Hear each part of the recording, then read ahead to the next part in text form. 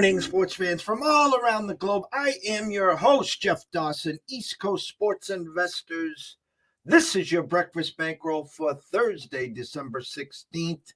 Just 9 days till Christmas. You better get that shopping done or the wife and kids are going to kill you. And 15 days left in 2021 as we get prepared for 2022 and beyond. But what about today? The Chiefs at the Chargers, and 2 college bowl games will be kicking off tomorrow. And then we have 2 NFL games on Saturday as the Raiders travel to the Browns and our Patriots travel to Indy. COVID, and more COVID, which we will get into. But Mr. Goodell says the show must go on. So if he says the show's got to go on, so do we. So without further ado, the man, the myth, the legend, from the Palm Tree State himself, the one, the only, Mr. Scott E. Webb. Scotty, my brother, what is happening? Jeffrey, how are you today? I am not too bad. It's nice weather. Everything's pretty good down here. Things are, I don't wish bad on anybody, and especially down here or anywhere else, but we haven't had rain in I don't know how long. And not that I really want rain, but, we could go for a nice little overnight little rain where nobody's awake. They're all in bed, sleeping, they're doing whatever, and it rains. And then everybody gets up and, the grass is wet and you don't have to water the damn yard and all that shit. I remember way back in the day, I spent 1 year in Jacksonville, and it rained every morning at 10:20 to 10:35. It was clockwork, and that was it for the day. That was it for the night. And then you just moseyed on through the rest of your day. You didn't have to water your lawn, or you didn't have to do anything. So as we get closer to the end of the NFL regular season, as I said in the intro, COVID is just running rampant. Mr. Goodell has no plans on canceling any games, and a Browns team that I think is up to almost 20 players, including the coach, including Baker Mayfield, yada, yada, yada. And it's tough. I'm following these numbers. They did take the Browns game down for a short time yesterday. It's back up now. Browns -1.5.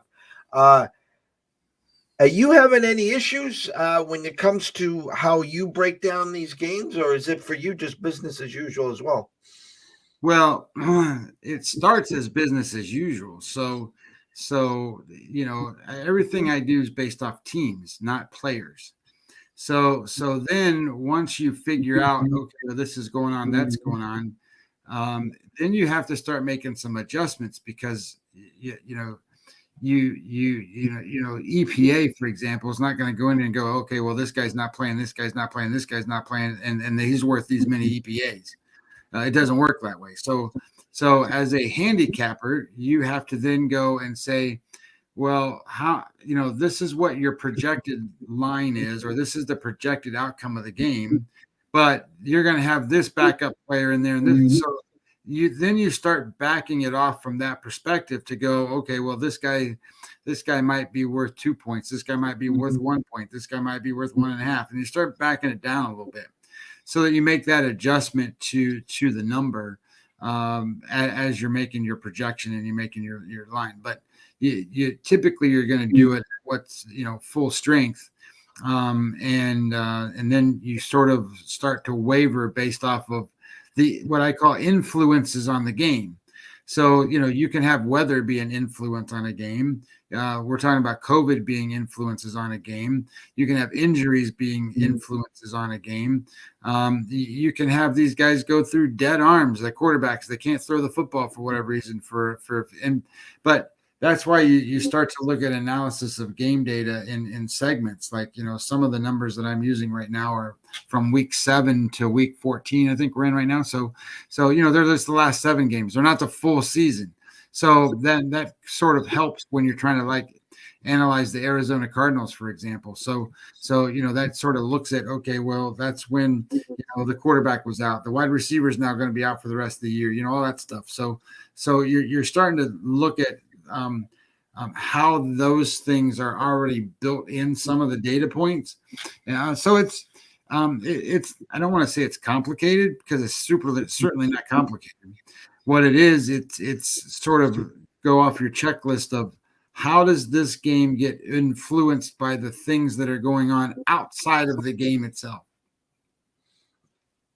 We're going to dig right in today. We're going to go right to the NFL game. Like I said, there's two bowl games that we'll get into tomorrow. We're going to use our friends from Wager Talk right here to go over what I'm seeing here. Wagertalk.com, free wager analysis, numbers, breakdowns, tickets, open and closing the Vegas Strip, DraftKings, WinBet, yada, yada, yada. We'll go right to it. Rotation number 301, 302, an 8:20 kickoff. The Chiefs at the Chargers. Opened at 3, still at 3, minus 115 at Circa, minus 120. It did get to 3.5 at DraftKings. 73% of the tickets, 61% of the money hanging around that 3 number. Under over, opened at 49 and a hook, is now 52.5 at DraftKings. 73% of the bets, 94% of the money on that over.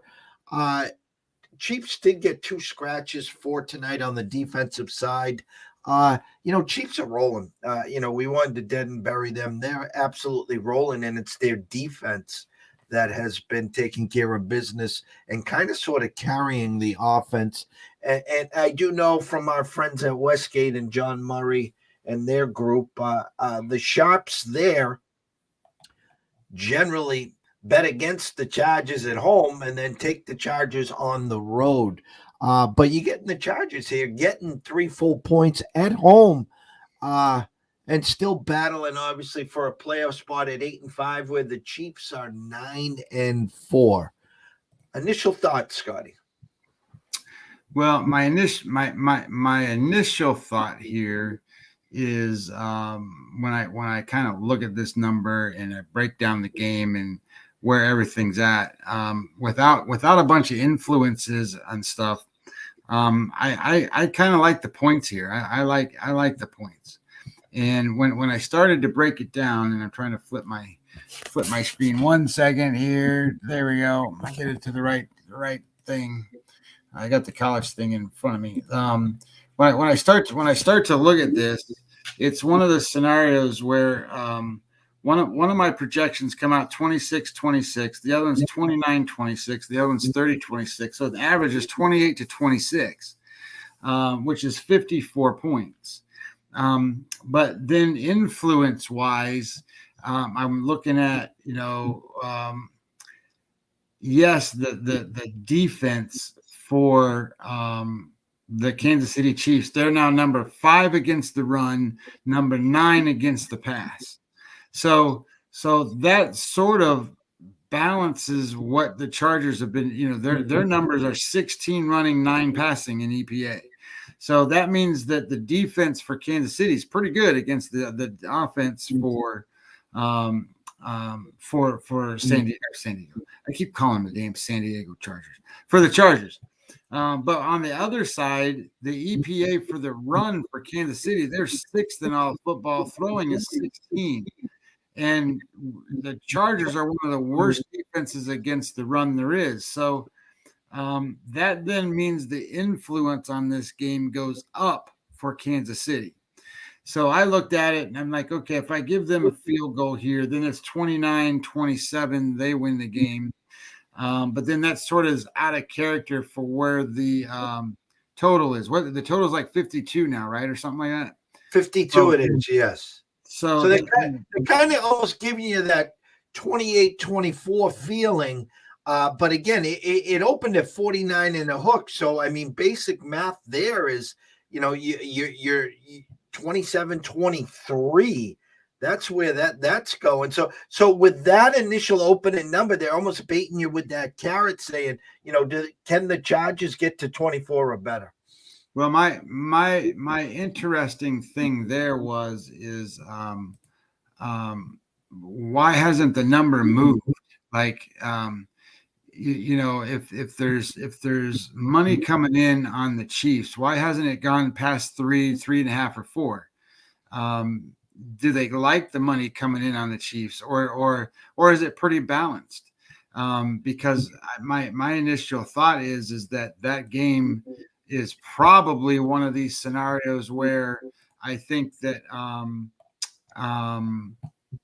I just think that it's going to be a spot where the game is about right on the line. So if the game's about right on the line, you can take the hot team in Kansas City.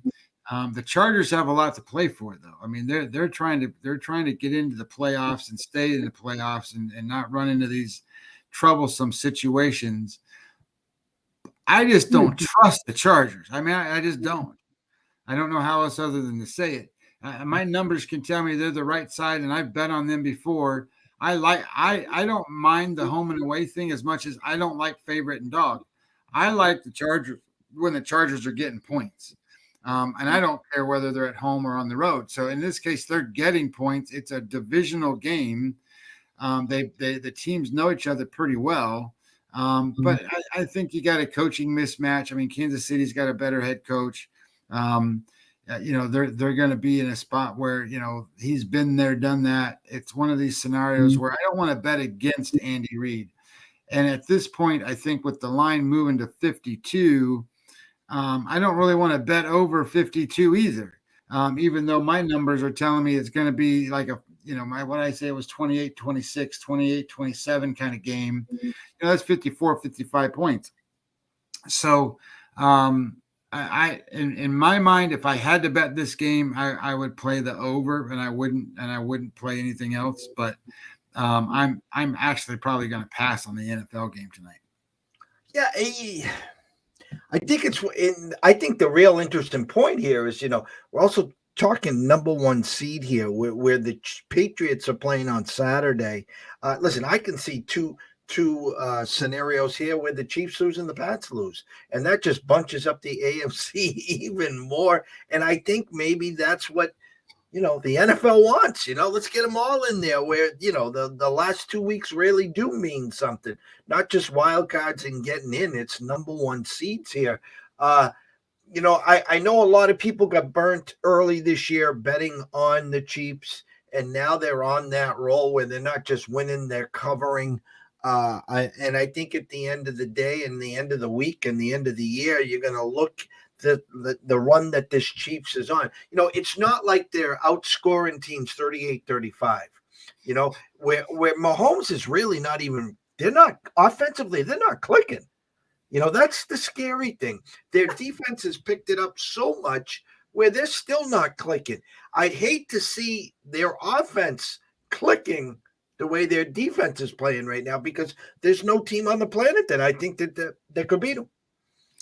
So here's the last 5 games the Chiefs played. The Chiefs played the Raiders last week. They beat the Raiders 48-9. The week before that, they played Denver. They beat them only 22-9. They beat the Dallas Cowboys the week before that 19-9. I guess they just like holding the other opponent to 9. I don't know. The week before that, they played the Raiders again. It was 41-14. The week before that, it was the Kansas City Chiefs, the Green Bay Packers, 13-7. So 1, 2, 3, 4. In the last 5 games, they've allowed more than 10 points one time. And then when you look at what the Chargers have done, they scored 37 points against the Giants last week. They beat them 37-21. The game before that, they scored 41 against Cincinnati, beat them 41-22. Then they lost to Denver 13-28 in Denver, and I was on them at that time. And that's when they're the favorite on the road. Then they beat Pittsburgh 41-37 in that miracle comeback from Pittsburgh. And then they lost 20-27 against the Vikings. So again, you're in these spots where these teams can score, but the Chiefs aren't giving up much. But they've already played once this year, and that was back in September. And the score of that game was 30-24. The total was 54.5. So it was 54 on a total of 54.5. I think that, when you're talking about these teams, because the year before, it was 38-21. These are both wins by the Chargers, by the way. The Chargers won 30-24, 38-21, and then Kansas City won 23-20, and this is in 2020. 2019, Kansas City won 31-21, and then Kansas City won 24-17. These are all close games. They're all sort of slugfest kind of games too. Kansas City's been the favorite in all these games where either a touchdown or more, except for in January of 2021 where they were only favored by 3, and they lost 38-21. I'm kind of thinking this is an over game, to be honest. I like the Charger side. I just don't trust the Charger side. So I'm just going to pass on that. But if I were going to play it, I would play the over. I wish I would have got into it when it's 49 and a half. But I don't think you can do that. I think we talked about this once before. I don't think you can make those bets right now, because if you make the bet at 49 and a half and then Herbert gets damn COVID and he's not going to play, you just lost all your money. So I don't think you can do that. And that's why it's funny. I'm glad you brought that up too, because getting these numbers on Sunday afternoon and processing them, throughout the week, and to see what's going on through COVID. I think there was like 40 people added to the list yesterday. In the last 2 days, there's been over 60, 65. And so anyone walking around with their chest pumped out with the, the EV and the CLV guys, hey, God bless you, because again, you have no idea what is going to transpire here. So it's kind of one of these, you got to sit and wait. Yeah, it's a good number, but what happens if Herbert and Eckler are both out? Who's going to be back there? Chuck Muncie and Dan Fouts? I have no idea.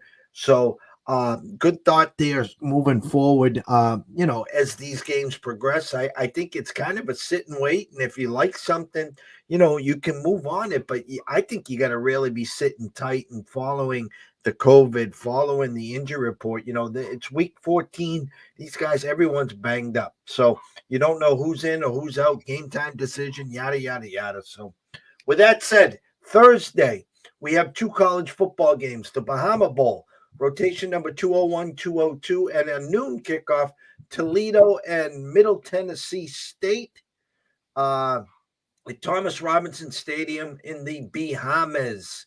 Let me see here.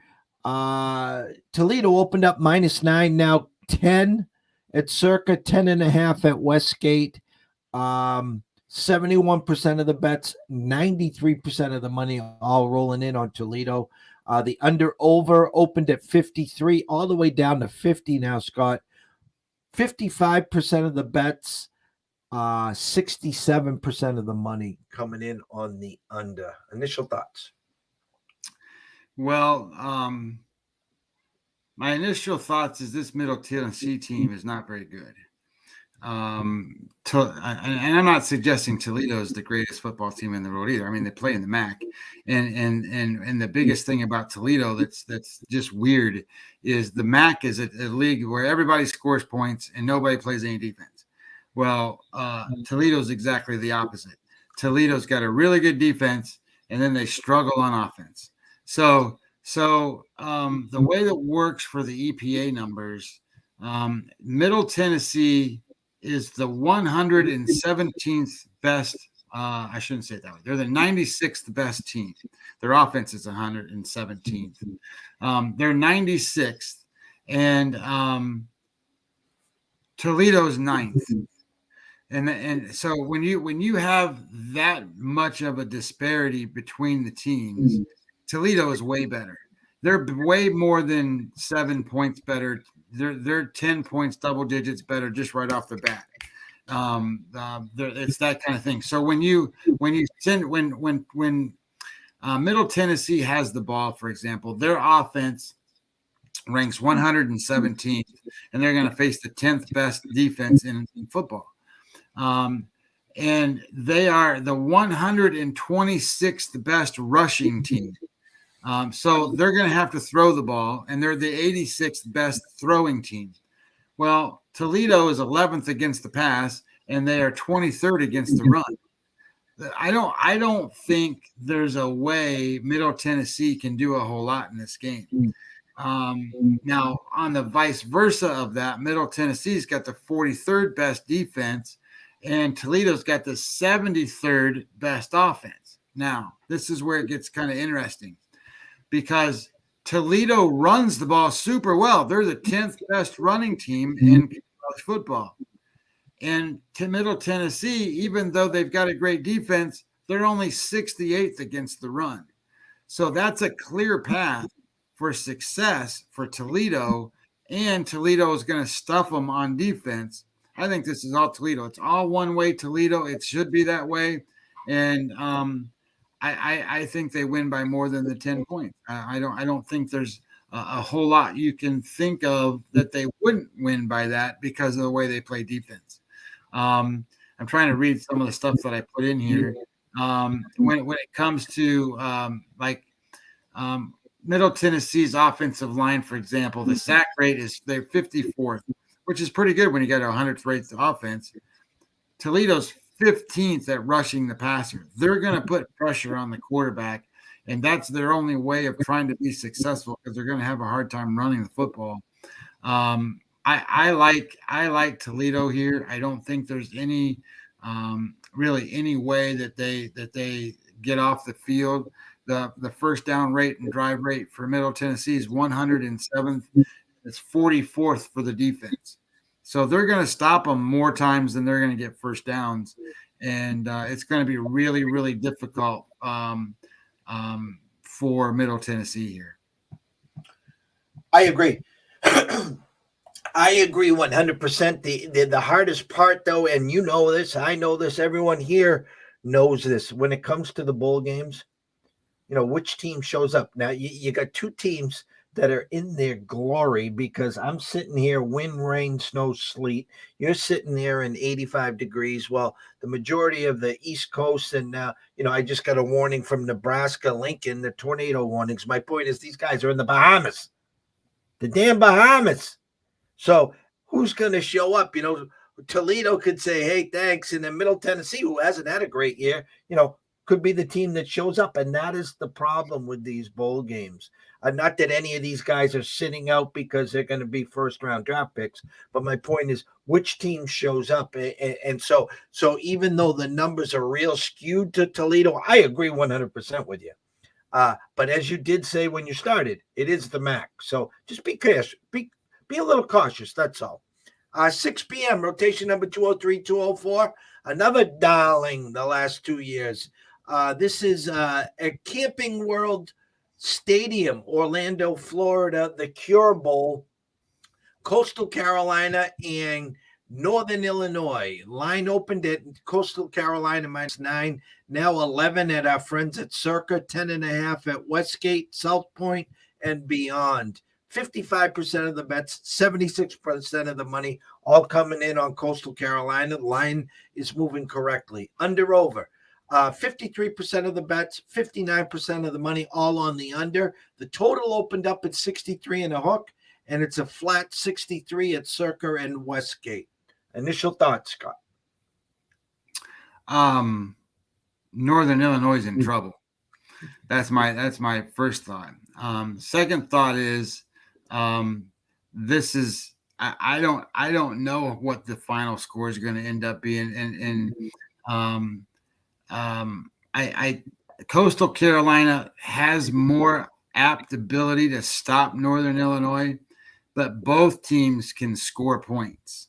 What was it? 62 is the total, bet down from 65 or something. No, 63.5 open, bet down to 63. It's still 63 and a hook at DraftKings and Pinnacle. Well, I find it that and I'm showing an open line of 8? What did you say it was? 9. And now it's up to 11 at Circa, 10 and a hook everywhere else. It just tells me that everybody kind of knows what I think I know here. My number says Coastal Carolina is going to win by 14 or more in this game. Yeah, I got it 41-27. That's 14 points, and that's 68 on the total. So how does this work? You've got Coastal Carolina with sort of an NFL type quarterback. He's ranked in terms of EPA 18th and QBR 10th. And he plays for Coastal Carolina. His name is Grayson McCall. He's a good quarterback. Grayson McCall, 23 touchdowns, 3 interceptions. That's not a terrible type season for this kid. They've scored more than 27 points in every single game they played, and they have scored over 40 points 5 times and over 50 points 3 times. This team can score points.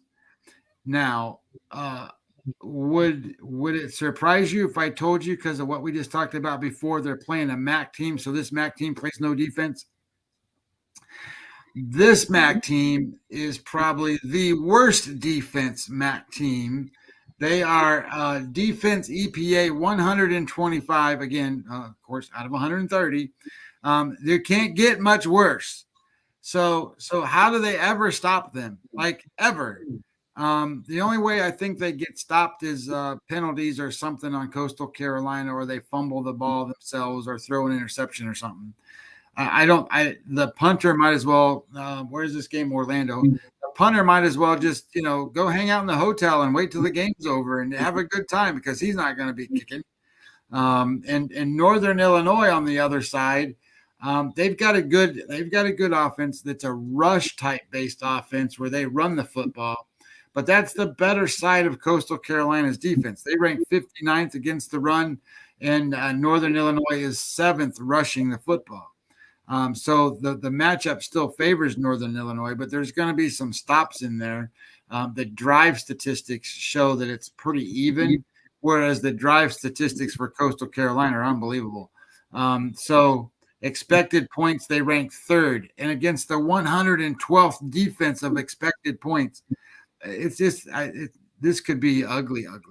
But I think that it's also a key thing that tells you the number went to 10, it went over 10, and now it's hitting 11.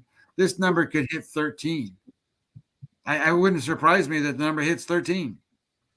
You know how my mind works, and it's kind of comical, is you got 2 MAC teams. One's a 10-point favorite and one's a 10.5-point underdog, and expect the unexpected. It's just what usually happens, here. And I'm not telling anyone to run to the window, because, again, I am exactly seeing what you're seeing, and I understand everything you're saying. Would it shock me for Northern Illinois to win outright and then, Middle Tennessee to spank Toledo? It's crazy. It's the start of the bowl season.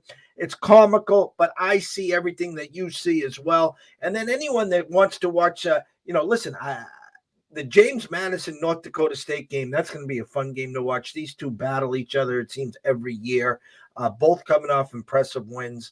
That's the nightcap at 9:15.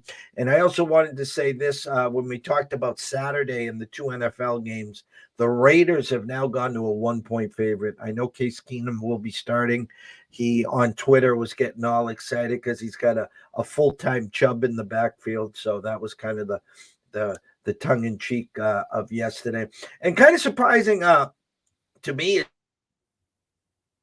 is that the Pats opened up. That was the model and the real number. It really got out to the public with Indy -1. That's really the number that was presented.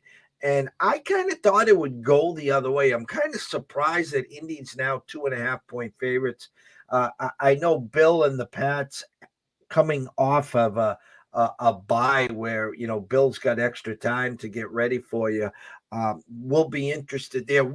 You and I will do some talking about those 2 games early Saturday morning before I make the trip to stores in Yukon and Hartford, as Yukon opens up the Big East against Providence later that afternoon. But anyways, closing thoughts, my brother.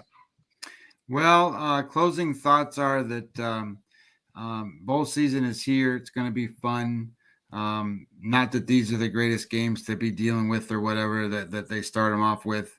But, after I went through and did the bowl guide and looking at all these different games and stuff, I'm like, holy cow, can I get into a game that I'm going to have fun doing?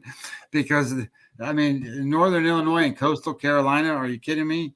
But anyway, I think that this should be an interesting weekend. And I think that, when we get to some of the NFL stuff, we're going to have to dig pretty deep this week to figure out who's actually in, who's out, what's going on, what do the teams really look like after the aftermath. The betting line movement to the Raiders flipping to a favorite tells you a lot about how they're feeling about the Browns. But just caution that only in a sense that I think last night in the NBA, the Nets, I think they only had 7 guys or something because they're trying to figure it out. So everybody was betting against the Nets. They flipped. They were the favorite. Then they became the dog, and then they won in overtime. So all it takes is the right guys doing the right things. And, in that Raiders Browns game, if the Browns play defense, they're going to be in the game. I get the fact that it's Raiders -1, but the Raiders don't play good in cold weather games. They never have. And now they're going to go play. I don't know what the weather temperature is up there currently, but I'm sure it's in the 30s, maybe in the 40s at the best. And the Raiders aren't going to play well in that weather. So I just caution everybody to run to the window just because you hear a bunch of players aren't playing. And the other point of that is most of the time, the fill-in guy can fill in for that one game. It's the next game and the next game and the next game. That's when they really suck. So don't be betting on them then. That first game, understand that these guys are going to be excited to play and show what they can do, the backup guys. So don't get carried away just because what you read and hear. That's all media hype. And when you handicap the game, you gotta understand that there's only a little bit of variation between why a guy starts and why a guy doesn't. And most of the time it's up here because athletically they're the same. The guy just executes better, or he's mentally tougher, or whatever it is. That's how they get to that point. So anyway, those are my final thoughts. Is just be careful what you think when you go to the window and go, holy shit, none of those guys are playing. We got to do it this. That's my edge, because that edge is in the line. I'm so glad you just closed with that because NBA last night, no Giannis, no Middleton, and the Bucks still went out right. And I talk about that till I'm blue in the face. Everyone running to the window as soon as a big name is scratched. And these guys, Vegas is light years ahead of you guys. These numbers are already skewed that way. And I'll tell you this, even when Mayfield was announced with COVID, they took it off the board and they still had the Browns -1.5. Yes, they've lost a few more plays. The point now is it's called an overreaction now. I'm not saying the Raiders aren't going to win, but I'm telling you, you've missed that boat in my mind. You've missed it. I'm not running to the window and playing the Raiders -1. I'd play them in the money line if I like the Raiders. The point is, like you just said, Scotty, that first game, there's no blueprint. Case hasn't played in a while, so he comes out, plays well. Hey, how hard is it to hand it off to Chubb for 23 times, and dump it off 6 other times, and Dearness Johnson or whoever who's going to be the second back there, yada yada yada. So don't overreact, guys. That is the worst thing you guys can do is run to the window and say, "Oh, I got an edge because so and so and so and so's out. I can't believe the number." Well, when it looks too good, 99.9% of the time it is. That's why they call it a kid in the candy store. So, anyways, enjoy the NFL. We got you prepped up for a couple college games tomorrow. Myself and Scott will be back, God willing, Saturday morning early. We're going to try to pump that one out early for you guys to get you ready for the NFL. 2 games, get you prepped up for some more bowl games. Anyone needing any questions, advice, we do have Scotty's bowl guide. available. So throw a DM to Scotty on Twitter at Webby20MLB, or throw one to me at EC Sports Invest, or send us an email at eastcoastsportsinvestors@gmail.com. We'll gladly get that out to you. That's all we ask from you is a follow, a retweet, tell a friend.